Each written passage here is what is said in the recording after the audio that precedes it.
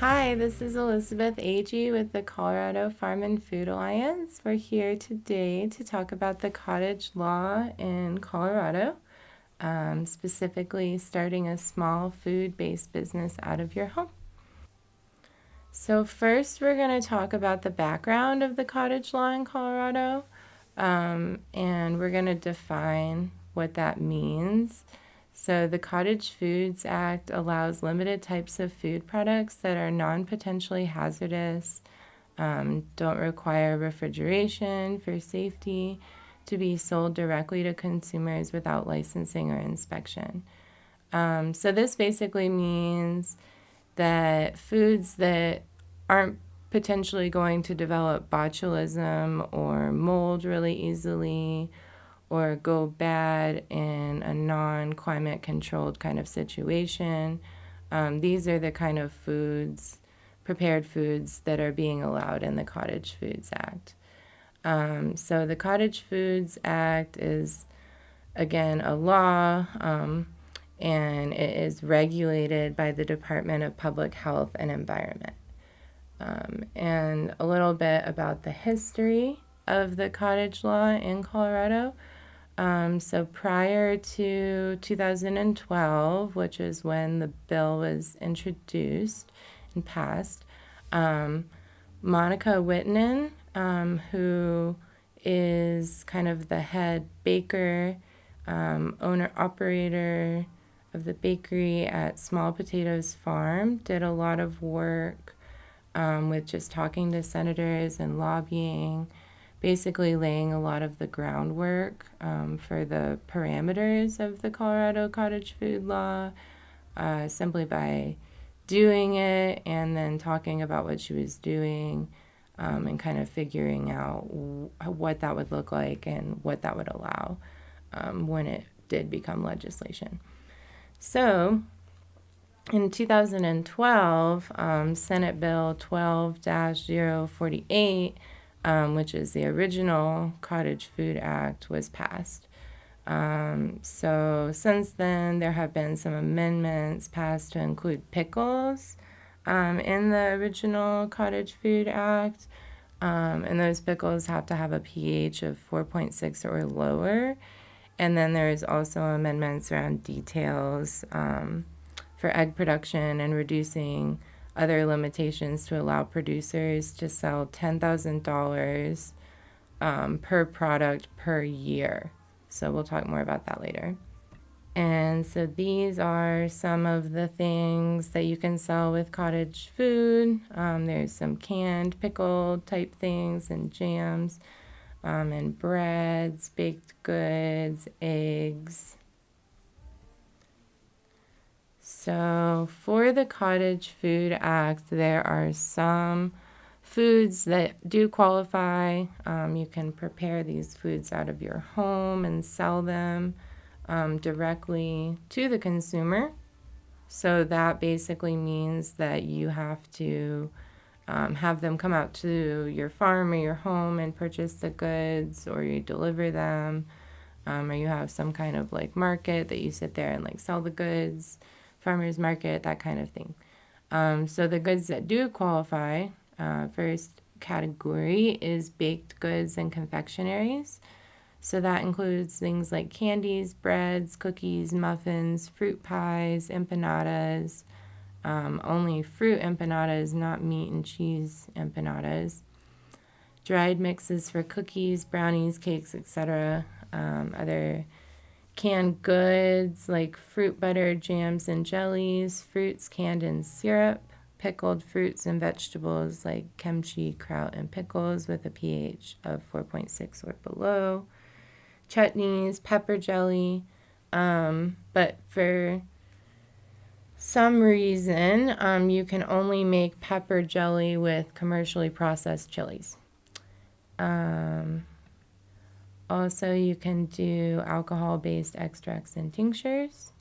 You can do eggs, but under 250 dozen per month, and they must be washed and sanitized, transported at temps of 33 to 41 degrees Fahrenheit, and you must use new unused egg cartons. For honey, you can do honey, but don't use the terms organic or make any nutritional claims on your product labels. And you can also do nuts, seeds, roasted coffee beans, spices, and teas.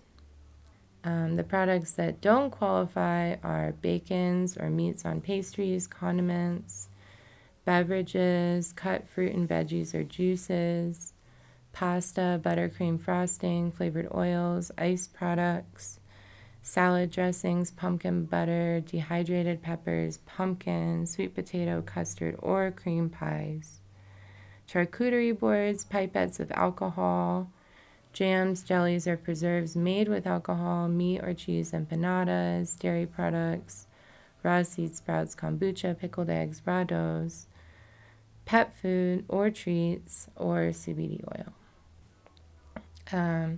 So the steps, if you are wanting to become Cottage Food Safety Certified, the first step that you would want to do is to take a class.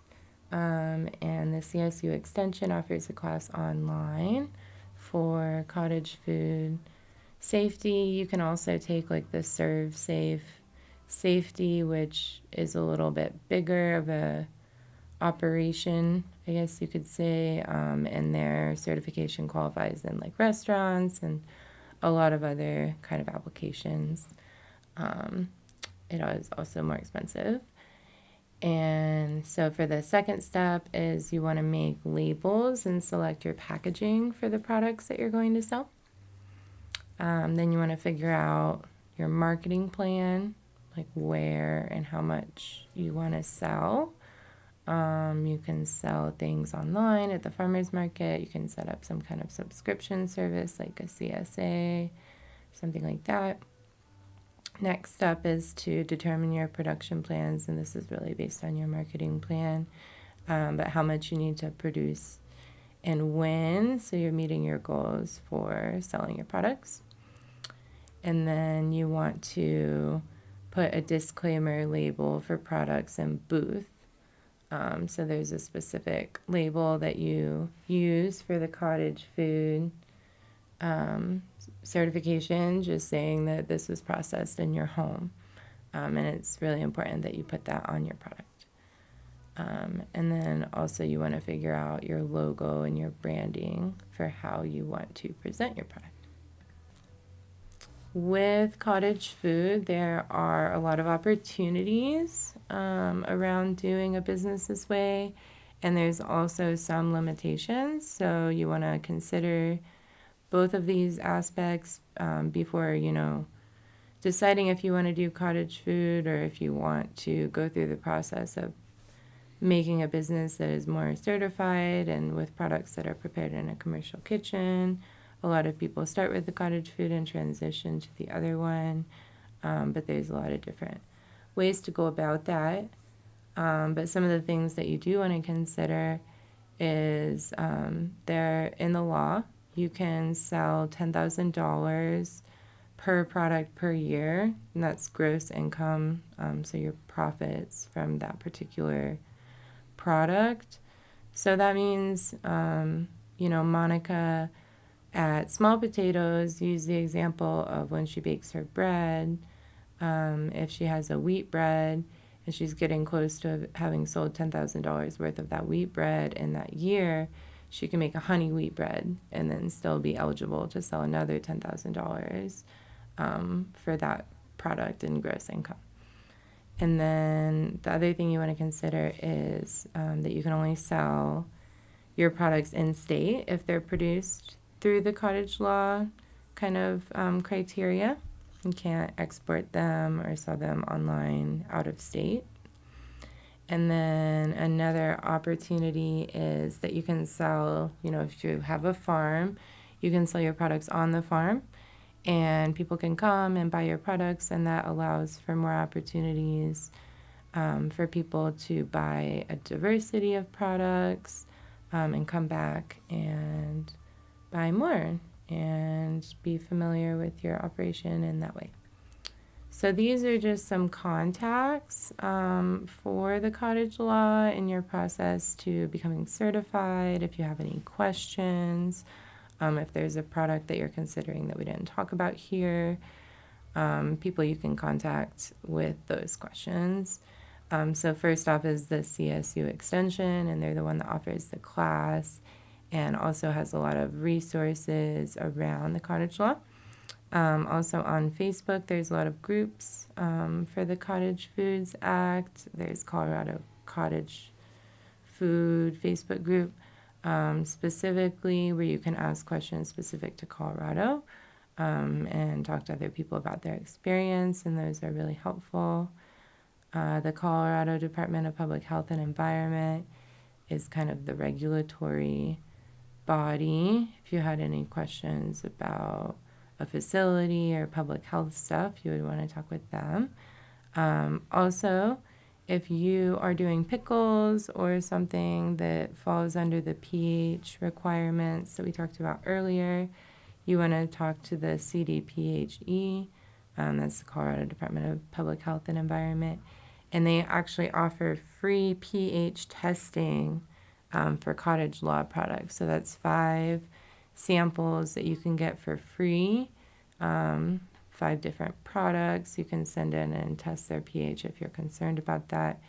It's good practice to have that on file. And then after those 5 free samples, it's $22 per sample.